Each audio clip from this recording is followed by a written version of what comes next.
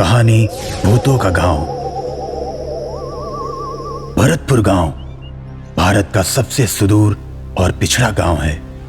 इस गांव में हर सुविधाएं सबसे देर में पहुंचती हैं।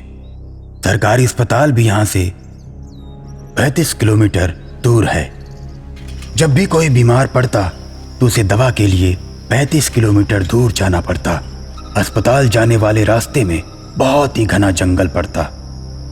बहुत लोगों की तो अस्पताल जाते समय इसी जंगल के बीच रास्ते में ही मौत हो जाती है। कुछ लोग कहते हैं कि ये लोग बीमारी से मरे और कुछ कहते हैं कि इन लोगों को भूतों ने मारा। लोगों का मानना है कि इस जंगल में भूतों का गांव है और भूत लोगों को मारकर उनकी आत्मा को अपना गुलाम बनाकर अपने गांव में ले जाते हैं और उनसे अपनी सेवा करवाते हैं। भरतपुर गांव के एक प्रधान लाल बहादुर का लड़का शहर से डॉक्टरी की पढ़ाई करके आता है। पापा, मैं अपने गांव में हॉस्पिटल बनाऊंगा। बीमार होने पे लोग बहुत दूर जाते हैं। मैं गांव में ही लोगों का इलाज करूंगा। वाह बेटे वाह, तुमने ये काम करके मेरा और अपने गांव का मान बढ़ाया है। क्लिनिक के लिए जितने पैसे की भी जरूरत होगी मैं तुम्हें दूंगा। अपने पिता से इतना सहयोग पाकर मुकेश खुश हो जाता है और अपना क्लिनिक बनवाने लगता है। 2 महीने में क्लिनिक बनकर तैयार हो जाता है। हवन पूजन करवाने के बाद मुकेश का क्लिनिक शुरू हो जाता है। गांव के लोग बहुत खुश होते हैं। मुकेश और प्रधान जी को धन्यवाद देते हैं। प्रधान जी, हम आपके बहुत आभारी हैं कि आपने अपने बेटे को हम सबकी मदद के लिए गांव में रखा और क्लिनिक खोला। अब हम सबको 35 किलोमीटर दूर नहीं जाना पड़ेगा।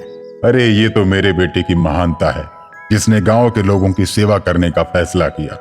अब मुकेश का क्लिनिक जोर शोर से चलना शुरू हो जाता है। गांव के लोग बीमारी की हालत में भी खुशी से क्लिनिक आते हैं। भैया, आपने हम सबको बीमारी और शैतान दोनों से बचा लिया। मुकेश को शैतान वाली बात बड़ी ही अजीब लगी। वो पहले भी ऐसी बातें सुन चुका था कि अस्पताल जाते समय जो जंगल पड़ता है उस जंगल के अंदर शैतानों का गांव है और शैतान लोगों की आत्मा को कैद करके ले जाते हैं। इतना सोचते ही मुकेश एकदम से बोल पड़ता है। अरे क्या बात करते हैं चाचा जी? शैतान भूत वूत कुछ नहीं होता। नहीं भैया, जितने लोग भी मरे हैं सब लोग जंगल के बीचों बीच मरे हैं। शैतान ने ही सबको मारा है और उनकी आत्मा को कैद करके ले गया है। आप भी कैसी बात कर रहे हैं चाचा जी? कोई भी शैतान की वजह से नहीं मरा। जितने भी मरे हैं सारे के सारे बीमारी की वजह से मरे हैं। ये खबर जंगल के शैतानी गांव में पहुंचती है। सरदार, भरतपुर गांव के लोग अब जंगल के रास्ते नहीं जाएंगे क्योंकि उस गांव में एक डॉक्टर आ गया है। तो इसमें कौन सी बड़ी बात है? जाओ और जाकर उस डॉक्टर को अपने बस में करके ले आओ। 2 शैतान भरतपुर गांव में आते हैं और मुकेश को उठाकर शैतानी गांव में ले जाते हैं। मुकेश को शैतानों के मुखिया के सामने खड़ा किया जाता है। मुकेश डर की वजह से कांपता है। तू तो कह रहा था कि कोई शैतान और भूत नहीं होता, तो अब क्यों कांप रहा है? अब मैं तुझे मारूंगा और शैतान बनाकर अपने बीमार शैतानों का इलाज करवाऊंगा। मुझे मत मारो, मुझे जाने दो। मुझे अपने गांव वालों का इलाज करना है। ठीक है, मैं तुम्हें नहीं मारूंगा, लेकिन तुम्हें मेरे बीमार शैतानों का इलाज बताना होगा। मुकेश सोचता है कि यही एक तरीका है जिससे मैं जिंदा रह सकता हूँ और उसके बाद वो शैतानों के मुखिया को इलाज बताता है और शैतानों का मुखिया अपने शैतानों का इलाज करने लगता है। और इधर गांव में हाहाकार मच चुका है कि जंगल के शैतान मुकेश को उठा ले गए हैं। सब लोग परेशान हो जाते हैं। किसी को कुछ समझ नहीं आता। मेरा नाम राजेश है, मैं शहर से आया हूँ। मैं शहर में एक तांत्रिक बाबा को जानता हूँ, वही इन शैतानों से लड़ सकते हैं, लेकिन उनको बुलाना पड़ेगा। अरे भैया जल्दी बुलाइए बाबा को, चाहे कितना पैसा लगे मैं दूंगा। अरे प्रधान जी, तांत्रिक बाबा कोई पैसा नहीं लेते, वो तो बस सबकी भलाई करते हैं। राकेश तांत्रिक बाबा को शहर से बुला लेता है तेरे गांव वालों ने मुझे मारने के लिए एक तांत्रिक को बुलाया है। देखता हूँ कितनी ताकत है तांत्रिक में। पहले तांत्रिक को मारूंगा, फिर तुझे और फिर तेरे गांव वालों को। तांत्रिक बाबा राजेश गांव के प्रधान और गांव के लोगों के साथ शैतानों के जंगल की तरफ जाते हैं। शैतानी गांव के किनारे पहुंचकर तांत्रिक बाबा अपना आसन लगाकर बैठ जाते हैं।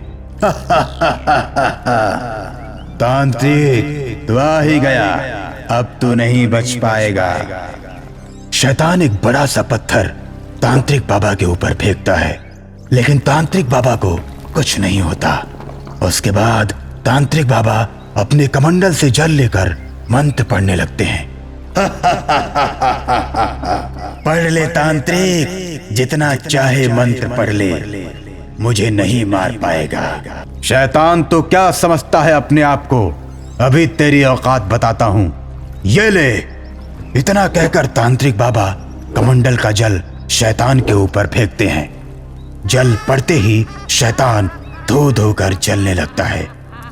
उसके बाद धीरे धीरे सभी शैतान जलकर मर जाते हैं। और थोड़ी देर के बाद डॉक्टर मुकेश भूतों के गांव से बाहर आता है। मुकेश को सही सलामत बाहर आता देख सभी लोग खुश हो जाते हैं और तांत्रिक बाबा को धन्यवाद देते हैं। जद्दीपुरा के देवी माँ के मंदिर में नवरात्रों की पूजा बड़े ही हर्षोल्लास के साथ चल रही थी। काफी भक्त इकट्ठे हुए थे और पंडित रामदीन देवी माँ के मंत्रों उच्चारण कर रहे थे। तभी अचानक कहीं से बड़ी तेज आंधी आई, जिसमें सारी हवन सामग्री के साथ साथ पंडित रामदीन भी हवा में उड़ गए। कुछ ही देर के बाद पंडित रामदीन की खून से लथपथ लाश धम से आकर मंदिर की जमीन पर गिरी। वहां मौजूद सारे लोग बुरी तरह डर गए। अचानक एक कर्कश आवाज उन्हें सुनाई पड़ी।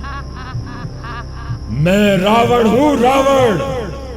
एक भी पूजा पाठ करने वाले को और माता की पूजा कराने वाले को जिंदा नहीं छोड़ूंगा।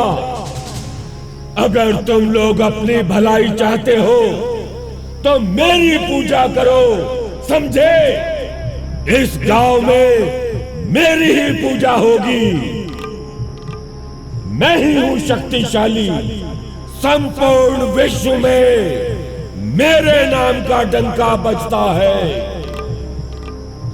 मेरे अधीन काम करोगे तो इस गांव में सुख चैन शांति से रहोगे, वरना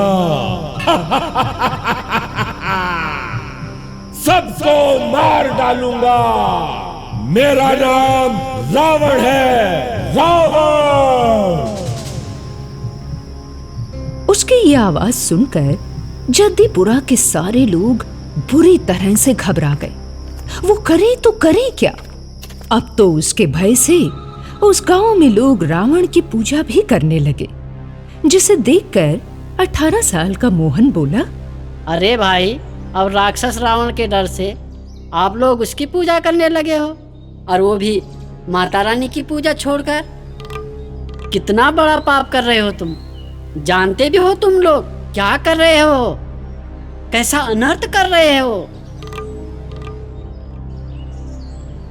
देख भाई मोहन, अब तू जो भी समझना चाहता है समझ ले, पर हम उस शक्तिशाली रावण से नहीं निपट सकते। उसका मुकाबला नहीं कर सकते हम साधारण लोग। तो फिर भलाई इसी में है गांव वालों की, कि उस भूतिया रावण की पूजा करके अपने दुखों से पीछा छुड़ाएं, अपनी मुसीबत से पीछा छुड़ाएं। क्या समझे? मैं तो कहता हूँ मोहन, तू भी ऐसा ही कर, नहीं तो तू भी मारा जाएगा उस पंडित की तरह। क्यों फिजूल की बातें करते हो? भगवान से बड़ा और कोई नहीं हो सकता धरती पर। इस पर उसके दोस्त अमित ने तर्क दिया, अरे तुमने देखा नहीं क्या, जब हवन चल रहा था किस तरह से जोर की आंधी आई और हवन सामग्री को और पंडित रामदीन को भी अपने साथ उड़ा ले गई। इतनी पावन जगह पर हवन चल रहा था लेकिन माता दुर्गा ने कुछ भी नहीं किया उनके लिए। अब बोल। मैं तो उस भूतिया रावण से बिल्कुल नहीं डरता और तुमको भी उससे डरने की जरूरत नहीं है। ये भूत प्रेत कुछ नहीं होते। माता रानी की शक्ति के आगे सब फीके पड़ जाते हैं। मोहन के इतना कहते ही भयानक रूप वाला वो राक्षस अपने 10 मुंह को फाड़े हुए प्रकट हो गया और मोहन को उसी वक्त वही मार मार कर खा गया। ये नजारा देखकर अमित अब बुरी तरह से डर गया था। उसे देखकर वो भूतिया रावण बोला, डरो मत अमित, अब से तुम मेरे भक्त हो, मेरे परम भक्त। मैं रावण हूं। रावण, जब मेरा मन करेगा मैं तुम्हारे शरीर में प्रवेश करूंगा और जब मन करेगा निकल जाऊंगा। फिर कुछ दिनों में लोग तुमसे भी ऐसे ही डरेंगे जैसे कि आज मुझसे डरते हैं। बोलो, कौन ज्यादा ताकतवर हुआ, ये गांव के लोग या मैं?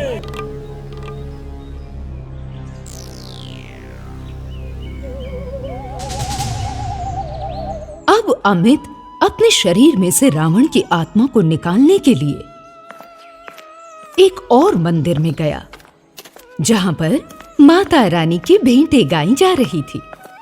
उसे पूरा यकीन था कि वहां पर उसका काम जरूर बनेगा। वो जैसे ही मंदिर के अंदर घुसा कि रावण की आत्मा वहां फिर से प्रकट हो गई। रावण की आत्मा ने वहां मौजूद हर आदमी से कहा, देखो, मैं रावण हूं, रावण। अगर पूजा करनी ही है, भेंटें गानी ही है, भजन कीर्तन करना है ना, तो मेरा करो। क्या करेगी तुम्हारी माता रानी? अब तक तो गांव वालों का भला किया नहीं, अब कौन सा कुबेर का खजाना ले आएगी वो? माफ कर दीजिए, आप जो कोई भी हैं, कृपया यहाँ से जाइए। हमने आपका कुछ नहीं बिगाड़ा। आप माता रानी की पूजा में विघ्न डाल रहे हैं। अच्छा, विघ्न? मैं पूजा में विघ्न डाल रहा हूं? कितनी बार तुम्हें चेताया है मैंने, माता रानी की पूजा को बंद करके मेरी पूजा करो। अगर अपने बच्चों की सलामती चाहते हो तो बंद करो ये भजन कीर्तन, वरना एक एक को मारकर खा जाऊंगा। और ऐसा हुआ भी। पुजारी के विरोध करने पर उस राक्षस ने उस मंदिर के पुजारी का काम तमाम कर दिया।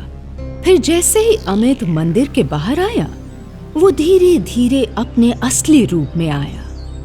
असली रूप में आने के बाद लोगों ने उसे पकड़ लिया और पुलिस के हवाले कर दिया, जिससे उसे उम्र कैद की सजा हुई।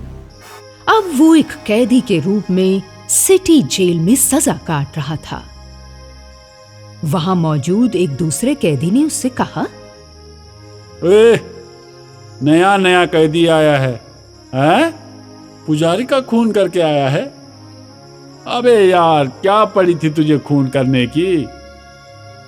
ये सुनते ही अमित के शरीर में एक बार फिर से रावण की आत्मा प्रवेश कर गई। वो बोली, हाँ हाँ, मारा है, और अब कान खोल के सुनो। इस जेल में मौजूद हर इंसान को मार डालूंगा, किसी को नहीं छोड़ूंगा, किसी को भी नहीं।